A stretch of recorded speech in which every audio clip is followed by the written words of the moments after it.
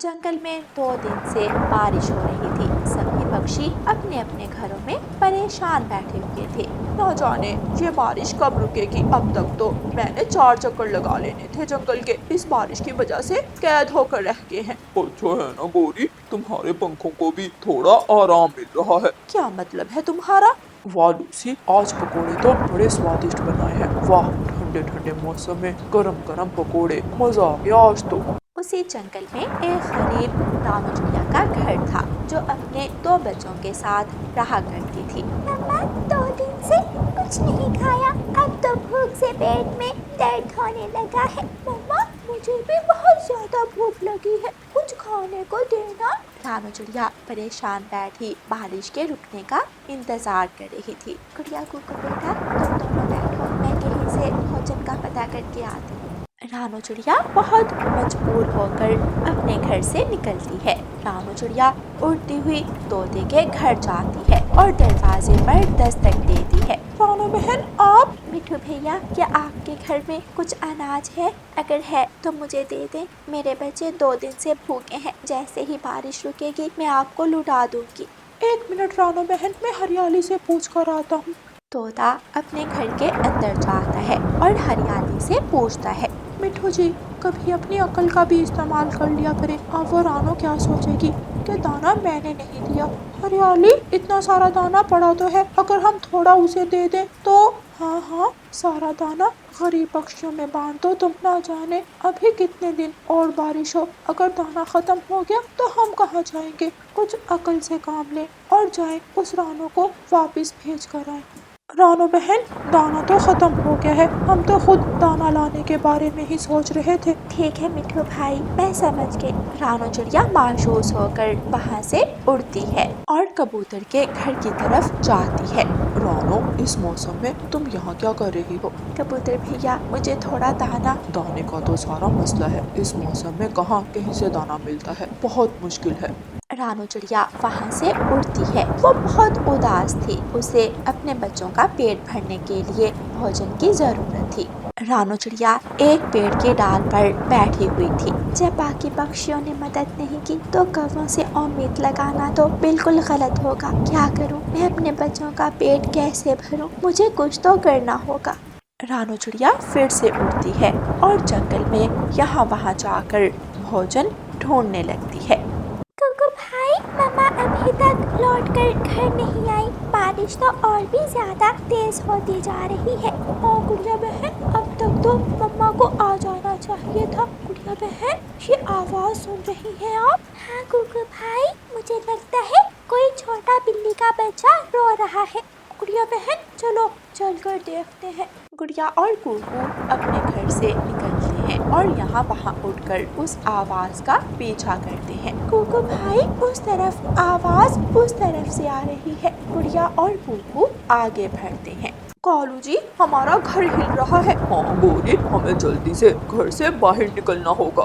कौवे जल्दी से घर से बाहर निकलकर एक पेड़ की ऊंची डाल पर बैठ जाते हैं। कौवों का घर जमीन पर गिर जाता है। हाय कालू जी, हमारा घर टूट गया, हम बर्बाद हो गए। कुछ ही देर बाद एक और घर गिरने की आवाज आती है। जंगल में तेज हवाओं और बारिश के कारण सब पक्षियों के घर टूट जाते हैं। मेरी चोंच मर गए। मिठू तोता, हरियाली तोती और उनका बेटा छोटा मिठू एक बड़े पेड़ के नीचे जाकर बैठ जाते हैं। हरियाली, देखो अब भी तो सारा भोजन जाता रहा। अगर हम उस गरीब चिड़िया की थोड़ी मदद कर देते तो क्या हो जाता। हाँ मिठू जी, आप ठीक कह रहे हैं, अगर हम उसकी मदद कर देते तो शायद हमारे साथ ऐसा ना होता। वो देखो कुकू भाई, वहाँ झाड़ियों में। गुड़िया और कुकू झाड़ियों के करीब जाते हैं तो वहाँ एक बिल्ली का छोटा बच्चा रो रहा था, जो अपने घर का रास्ता भूल गया था। रो मत छोटे दोस्त, हम तुम्हारी मदद करेंगे। तुम खो गए हो ना, इसीलिए रो रहे हो। मैं भी एक बार बचपन में ऐसे ही खो गई थी। चलो हम तुम्हें तुम्हारे घर छोड़ कर आते हैं। म्याऊं, क्या सच में आप मुझे मेरी मम्मा के पास ले जाएंगे? क्या आप मेरे घर का रास्ता जानते हो? म्याऊं। हाँ, मुझे पता है, चलो हम तुम्हें छोड़ कर आते हैं। गुड़िया और कुकू उस बिल्ली के बच्चे को साथ लेकर उसके घर की तरफ जाती हैं। छोटे दोस्त, हम सिर्फ बाहर तक जाएंगे क्योंकि हमें तुम्हारी मम्मा पर विश्वास नहीं है, वो हमें नुकसान पहुंचा सकती है।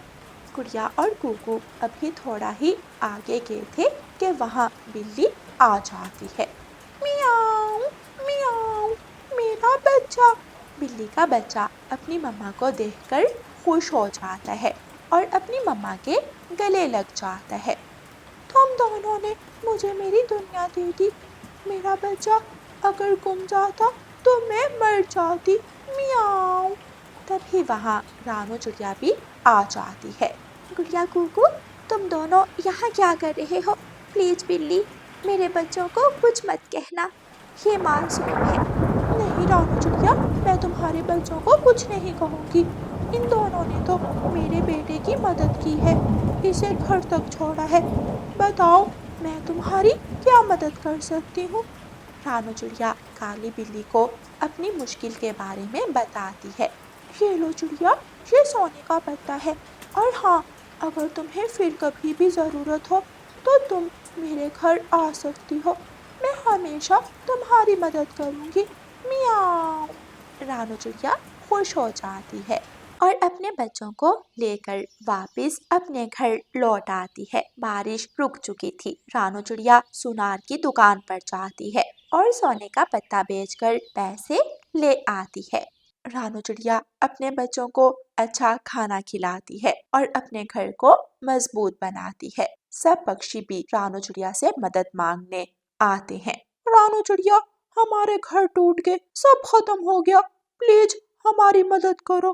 रानू बहन, हमें माफ कर दो, हम बहुत मजबूर होकर आए हैं, प्लीज हमारी मदद करो। रानू चिड़िया उन सब पक्षियों की मदद करती है। वो सब बहुत शर्मिंदा थे क्योंकि रानू चिड़िया के मुश्किल वक्त में उन सब ने मुंह मोड़ लिए थे और आज रानू चिड़िया उन सब की खुले दिल से मदद करती है। प्यारे दोस्तों, इस कहानी को लाइक, अपने दोस्तों के साथ शेयर और चैनल को सब्सक्राइब करना बिल्कुल मत भूलना। आपका धन्यवाद। रानू चिड़िया की ऐसी कहानियाँ सुनने के लिए YouTube सर्च बार में रानू चिड़िया की कहानी लिखें या फिर ये बटन दबाकर बोलकर कहें रानू चिड़िया की कहानी। पहाड़ों वाले जंगल में एक ठगनी चील की खबर फैली हुई थी। रानू चिड़िया, गौरी और बुलबुल भी उस ठगनी चील के बारे में बात कर रही थी। तुम दोनों को उस ठगनी चील का पता चला?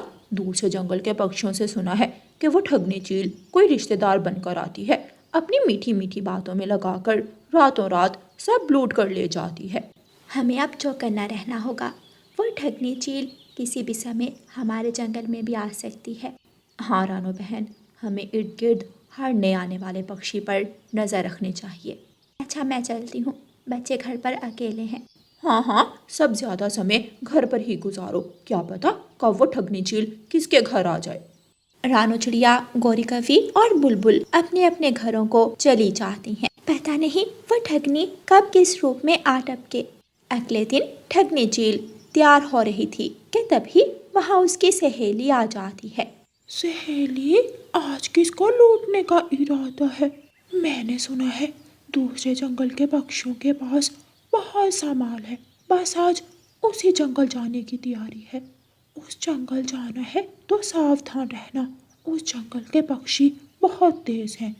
तुम बस देखो, मैं ऐसा भेष बनाकर जाऊंगी कोई पहचान नहीं पाएगा। अच्छा, अब मुझे बताओ, मैं किस पक्षी जैसी लग रही हूँ? तुम एक बूढ़ी चिड़िया लग रही हो। बस अब मुझे उस जंगल में एक चिड़िया का परिवार ढूंढना होगा। ठग चील रानू चिड़िया के जंगल पहुंच जाती है।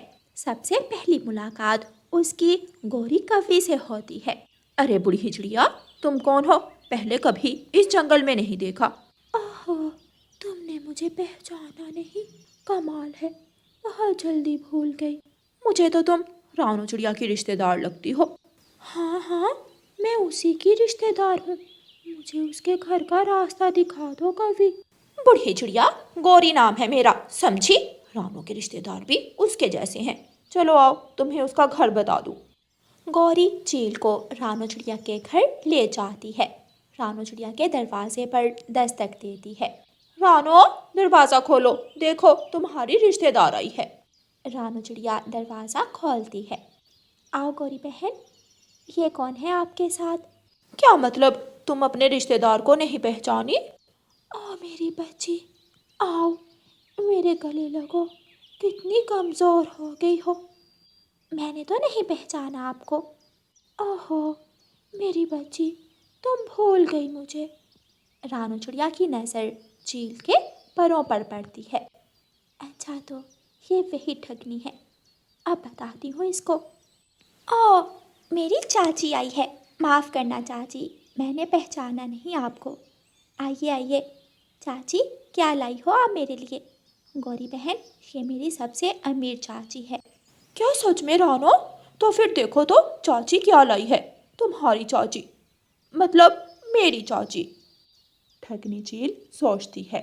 अच्छा तो इस चिड़िया की चाची बहुत अमीर है। चलो आज रात तक मैं भी इसकी अमीर चाची बन जाती हूँ। रानू चिड़िया ठगनी चील को अंदर ले जाती है। देखो बच्चों, मेरी चाची आई है और आपके लिए बहुत सारे खिलौने लाई है। ठगनी के पास बहुत सारी चीज़ें जमा थी जिन्हें वो हालात के हिसाब से इस्तेमाल करती थी। आपसे मिलकर बहुत खुशी हुई। वाह, ये गुड़िया तो बहुत सुंदर है। हाँ चाची, ये गाड़ी भी बहुत सुंदर है। अच्छा चाची जी, मैं अभी आपके खाने को कुछ लाती हूँ, आप बच्चों के पास रहना। रानू चिड़िया गौरी कवि के घर जाती है। रानो, तुमने कभी बताया नहीं तुम्हारी चाची इतनी अमीर है। गौरी बहन, तुमने पहचाना नहीं, ये वही ठगनी चील है। अब सुनो, सारे पक्षियों को जमा करो और मेरे घर ले आओ। हाँ रानो, तुम घर जाकर उस ठगनी पर नजर रखो, मैं अभी सब पक्षियों को लेकर आ रही हूँ।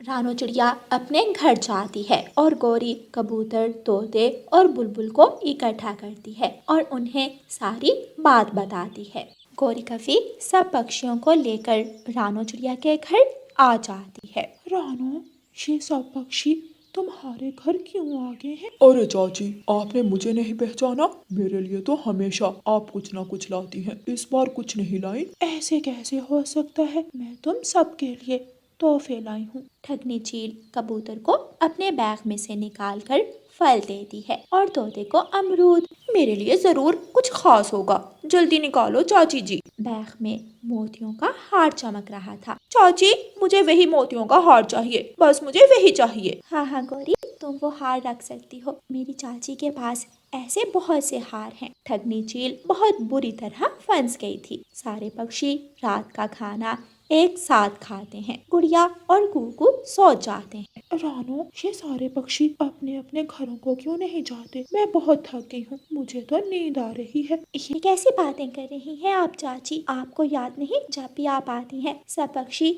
ऐसे ही एक साथ रात गुजारते हैं। ठगनी चील को तो चोरी का मौका चाहिए था, लेकिन पक्षी सोने का नाम नहीं ले रहे थे। थोड़ी देर बाद सब पक्षी सो जाते हैं, मगर रानू चिड़िया अभी तक जाग रही थी। तुम कुछ भी कर लो ठगनी, मेरे घर से तुम कुछ नहीं ले जा सकोगी। रानू चिड़िया भी आंखें बंद कर लेती है। शुक्र है ये रानू की बच्ची सोई। इसकी अलमारी की चाबी कहाँ है? ठगनी चील चाबी ढूंढने लगी है। आखिर खिड़की के पास पड़ी चाबी ठगनी को मिल जाती है। ठगनी चील रानू चिड़िया की अलमारी से सारे पैसे निकाल लेती है और घर से निकलने लगती है। रानू चिड़िया उठ जाती है। अरे चाची, इतनी भी जल्दी क्या है, थोड़ी देर और रुक जाओ हमारे साथ। सब पक्षी भी उठ जाते हैं। सब पक्षी मिलकर ठगनी चील को पिंजरे में बंद कर देते हैं। हमारे जंगल से तुम गौरी की इजाजत के बिना एक फल भी तोड़कर नहीं ले जा सकती। हाँ चाची जी, तुम्हें क्या लगा था तुम सारा माल लेकर गायब हो जाओगी? दुष्ट पक्षियों, तुम सबने मेरा सारा सामान ले लिया मुझसे। अब मुझे जाने दो, मैं कभी इस जंगल में दोबारा नहीं आऊंगी। मुझे जाने दो। चाची जी, इतनी भी क्या जल्दी है, अभी तो हम सब ने आपकी बहुत सेवा करनी है। हाँ बिल्कुल, हमारे जंगल के पक्षियों को लूटना इतना आसान नहीं है। मैं तो तुम्हें देखकर ही पहचान गई थी कि तुम चिड़िया नहीं चील हो। ठगनी चील चिड़िया को लूटने आई थी, लेकिन खुद ही उसके जाल में फंस गई थी। सब पक्षी चील की हालत देखकर हंसने लगते हैं। प्यारे दोस्तों, इस कहानी को लाइक, अपने दोस्तों के साथ शेयर और चैनल को सब्सक्राइब करना बिल्कुल मत भूलना। आपका धन्यवाद।